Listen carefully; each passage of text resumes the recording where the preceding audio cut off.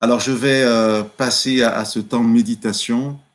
Et alors, c'est impossible que moi, personnellement, je le déconnecte de la situation. Là, je pense au confinement. Alors, je ne vais pas, en fait, parler du confinement, mais voilà, pour moi, c'est un temps particulier parce que je parle pour la majorité d'entre nous, on a quand même plus de temps, même si on est en télétravail, même si on travaille. Eh bien, notre jour de repos, on ne peut pas sortir. Donc déjà, vous voyez, ça fait au moins une journée normalement par semaine où on est coincé à la maison et on peut prendre du temps pour Dieu, pour soi, pour les autres. Pour moi, c'est vraiment un temps particulier où je peux faire le point avec Dieu et voilà, repenser ma relation à lui, reposer des fondements, réfléchir à ce que je vis ou ce que je ne vis pas avec lui. Donc ce message, en fait, c'est plutôt pour apporter de l'eau au moulin de celui qui voudrait être dans cette réflexion. Et je vais réfléchir avec vous à la notion de disciple. Je vais partir du principe que tous ceux qui sont là le sont volontairement et que d'une manière ou d'une autre, ils sont donc disciples de Jésus. Je ne veux pas voilà, faire une étude biblique sur ce qu'est un disciple. Je veux juste vous interpeller sur des passages de la Bible qui, pour moi, eh bien, sont assez significatifs de ce qu'est le disciple, mais aussi un peu du danger que court celui qui pense être disciple. Alors, je vais m'expliquer tout de suite. J'ai noté sur ma feuille, voilà, le disciple, celui qui suit Jésus, du verbe suivre, hein, c'est-à-dire qui marche derrière Jésus. Et c'est une définition biblique. Alors, il n'y a aucun problème là-dessus. Combien de fois Jésus va dire viens et suis-moi. Et là, ça définit le disciple. Le disciple, c'est celui qui apprend du maître. Donc, dans cette suivance, il y a bien sûr l'écoute de l'enseignement de Jésus, un enseignement oral, parce que Jésus dit, mais aussi un enseignement parce que Jésus fait. Et chez Jésus, il y a une cohérence totale entre ses paroles et ses actes. Et puis aussi, on pourrait dire que le disciple, c'est celui qui croit. On est voilà, plus dans un acte de croire, dans la foi, mais les deux vont ensemble, bien entendu. C'est celui qui croit qui va suivre Jésus parce que je le suis, je le connais et ma foi augmente. Je vais prendre deux textes. Le premier, c'est dans Jean 6. Alors, si vous n'avez pas de Bible, ce n'est pas grave parce que je ne vais pas lire un texte entier en fait. Euh, c'est assez connu la structure de Jean 6, donc, mais beaucoup ne la connaissent pas en même temps. Enfin, en tout cas, ce que je vais vous dire, c'est petit repère. C'est très simple. Vous avez au verset 1, je vous le lis, hein, Jean 6, verset 1. Jésus s'en alla sur l'autre rive de la mer de Galilée et la mer de Tibériade. Une grande foule le suivait parce qu'elle voyait les signes qu'il produisait sur les malades. Une grande foule, voilà, il y a énormément de monde qui suit Jésus. On a la raison. Hein. Jésus a fait des choses extraordinaires. Il a guéri des malades. Et même si ici ce n'est pas écrit, mais voilà, les gens sont là parce qu'ils sont étonnés par Jésus, mais en même temps, il y a peut-être une attente personnelle, bien sûr, une bénédiction de Jésus. Peut-être moi-même je suis malade et je pourrais être guéri, ou alors je veux voir d'autres miracles. Donc, le chapitre 6 commence par une grande foule. L'histoire continue, alors vous aurez tout le loisir, si vous voulez, de lire Jean 6. Verset 22, le lendemain, la foule qui était restée sur l'autre rive, etc. Et là, chez Jean, on passe de la grande foule à la foule. Il y a déjà moins de monde. Mais avec cette foule, Jésus va parler. Il va les enseigner, comme je vous disais tout à l'heure, mais peut-être des choses que les personnes ne pensaient pas entendre. Et je vais aller un peu plus loin. Peut-être que cette foule n'avait pas envie d'entendre. Ils ne pensaient pas entendre ça de la part de Jésus.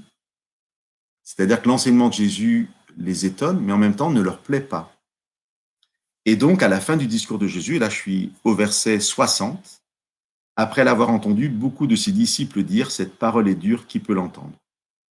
Ça, c'est intéressant, ce verset, parce que pour ceux qui sont un peu habitués à l'univers biblique, si je prononce le mot disciple, eh bien, on va penser, enfin, moi je crois, hein, aux 12 disciples, aux 12 apôtres, ou alors on rajoute un peu des gens qu'on sait être autour, toutes les femmes qui étaient là, qui étaient des vrais disciples, hein, qui accompagnaient Jésus. Mais voilà, c'est un groupe assez restreint. Et en fait, ici, pas du tout. C'est peut-être plusieurs centaines de personnes qui sont appelées disciples. Et au verset 66, que Jésus a repris la parole, c'est écrit, dès lors, beaucoup de ses disciples s'en retournèrent, ils ne marchaient plus avec lui. Donc voilà, je vais donner la première définition du disciple, celui qui suit Jésus. Eh bien, en fin de compte, pour les deux raisons que je vous ai données rapidement, l'enseignement de Jésus étonne, c'est-à-dire on ne s'attend pas à cet enseignement-là, mais aussi il déplaît, parce qu'il peut être étonnant et agréable, mais il peut être étonnant et déplaire, parce qu'il me remet en cause, il remet en cause ce que je crois de Dieu. C'est vraiment ce que fait Jésus aussi parfois. Verset 66 donc, beaucoup de ses disciples s'en retournèrent et ne marchaient plus avec lui. Et le dernier passage de Jean 6, eh bien, c'est le verset suivant, le verset 67. Jésus dit donc aux 12, et vous, voulez-vous aussi vous en aller? Alors, je vous lis juste la réponse de Pierre. Seigneur, à qui irions-nous? Tu as les paroles de la vie éternelle. Alors, euh, je m'arrête là pour les paroles de Pierre et pour l'histoire. Donc, dans ce Jean 6, on est passé d'une grande foule à une foule, à des disciples assez nombreux, comme je vous l'ai dit, aux 12. Alors, c'est pas anodin du tout, hein, cette restriction, cette foule qui rapetisse petit à petit. Et c'est la première interpellation. Euh, c'est pas l'idée de remettre en doute. Si vous me dites que vous êtes disciple, je vais juste dire Amen. Mais voilà, je vous interpelle. Après, moi, je m'arrête là et je suis intimement persuadé que l'Esprit de Dieu, lui, peut travailler par rapport à ce chapitre 6 de Jésus. Pourquoi je suis Jésus? Est-ce que je le suis toujours si ces paroles ne sont pas celles que j'attendais? Est-ce que je le suis toujours, du verbe suivre, si ces paroles me remettent en question? Et est-ce que je peux avoir ce témoignage de Pierre? Est-ce que vous pouvez dire, vous là maintenant, samedi après-midi, où irions-nous? Car Jésus a les paroles de la vie éternelle. Alors, je pars du principe que nous tous, nous pouvons dire, oui, nous sommes là, nous sommes des 12. Je vais juste regarder autour de moi parce que je ne suis pas seul dans la pièce. Est-ce que vous pouvez dire oui, je suis avec Jésus? Oui, oui. Voilà. Et ma femme, Marie-Pierre, que vous avez vue tout à l'heure, me dit qu'elle a une question. Oui, est-ce que venir dans l'église, c'est déjà être en chemin, est-ce qu'on suit déjà Jésus? Oui. Oui. Tu veux rajouter quelque chose? Oui, Non, non, c'est c'est une d'accord. question. Une question remarque, en fait. Oui. D'accord. Tout le monde a entendu la question, je vais la répéter. Est-ce que venir à l'église, c'est déjà être en chemin avec Jésus? Je dis oui. Et j'aime voir l'église comme l'assemblée des croyants et l'assemblée des présents. Voilà, pour moi, l'église, c'est aussi ceux qui sont là, même s'ils ne sont pas dans un acte de croire qui correspond à ce que moi je comprends. Eh bien, l'église, c'est ça aussi. Je pense que c'est déjà un chemin, bien sûr. Bien sûr, et Jésus sait accompagner les personnes. Alors, j'ai fini avec mon premier texte, Jean 6. Pour ceux qui veulent aller voir un peu ma chaîne YouTube, hein, celle où nous sommes actuellement, vous pourrez écouter le petit message de 2 minutes 30 que j'ai mis ce matin. Et je repars du même texte. Donc là, on est dans Matthieu 8. Pareil, si vous n'avez pas de Bible, c'est pas grave parce que je vais vous dire de quoi ça parle. Les éditeurs des Bibles mettent souvent des titres au paragraphe. Ben là, je vais vous lire le titre exceptionnellement. Jésus apaise une tempête. Ça va être le cœur de ce texte. Alors voilà, je continue dans mon interpellation en tant que disciple, mais j'ai posé une base, une interpellation avec Jean 6. Et donc là où nous en sommes, hein, c'est vraiment, oui, moi je reste, je suis un des 12, parce que je peux dire, je ne veux pas aller ailleurs. Où irions-nous? Jésus a les paroles de la vie éternelle. Amen. Mais on va aller un peu plus loin. Il y a une histoire de foule aussi dans Jean 8. Nous sommes à la fin de l'extraordinaire discours de Jésus. Hein, les chapitres 5, 6 et 7, c'est le sermon sur la montagne. C'est sûrement pour énormément de gens et même des non-chrétiens une des littératures les plus belles qui existent en termes d'éthique, de soins de l'autre. Donc voilà, je vous invite à les relire, même si vous les connaissez. Et il y a une foule aussi qui est donc avec Jésus. Et je vous lis dans Matthieu 8, le verset 18. Jésus, voyant une foule autour de lui, donna l'ordre de passer sur l'autre rive. Alors ça, c'est très intéressant. Je ne veux pas trop rentrer dans les détails. C'est l'autre rive du lac de Galilée. C'est un lac suffisamment grand pour qu'il y ait des vents qui soufflent et parfois des tempêtes. Et c'est souvent l'autre rive, l'inconnu. On n'est plus en pays juif, donc on est chez les autres, chez les différents, confrontés donc à l'étranger. Et souvent, très très souvent, dans les évangiles, la traversée de la mer de Galilée ou du lac est une épreuve parce qu'il y a des vents contraires ou des tempêtes. Et donc là, on va entendre, nous, aujourd'hui, cette parole de Jésus qui nous invite, si nous sommes disciples, à passer sur l'autre rive. Donc, on suit Jésus, mais on va aussi obéir à Jésus lorsqu'il nous demande d'aller. Alors, on le sait au départ, d'aller dans un endroit qu'on ne connaît pas, où nous n'habitons pas, où il n'y a pas à l'époque les Juifs, donc pour nous, bien des personnes qui vivent notre foi, par exemple. Donc, des choses plutôt qui mettent mal à l'aise, qui peuvent déstabiliser. Ça, c'était Matthieu 8, verset 18, et le verset 23 nous dit, Jésus monta dans le bateau et ses disciples le suivirent.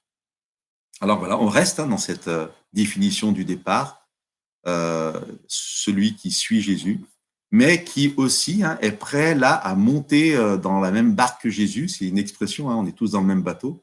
Je vais la prendre ici pour ce texte. J'accepte d'être dans le même bateau que Jésus et le suivre donc et traverser la mer. Et puis la suite du texte, vous lirez les versets 23 à 27, c'est qu'il y a une tempête et Jésus s'est endormi. Et être disciple, c'est aussi croire que je suis avec Jésus, je le suis, mais ça n'évite pas les tempêtes, les épreuves. Et je peux prendre, moi, le sommeil de Jésus, le fait que Jésus dorme, comme peut-être le symbole d'une absence. Les disciples ont très peur parce que Jésus n'est pas réveillé pour les aider, pour les sauver.